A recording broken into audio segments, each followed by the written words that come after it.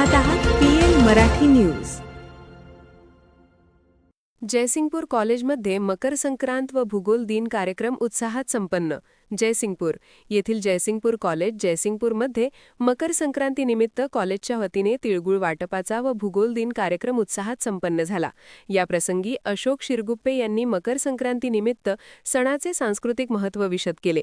14 जानेवारी हा भूगोल दिन असून पर्यवेक्षक डॉक्टर महावीर बुरसे यांनी भूगोल दिनाच्या अनुषंगाने विद्यार्थ्यांमध्ये वैज्ञानिक दृष्टिकोन, पर्यावरणीय जबाबदारी आणि जागतिक समज विकसित करण्यासाठी प्रबोधनात्मक मार्गदर्शन केले।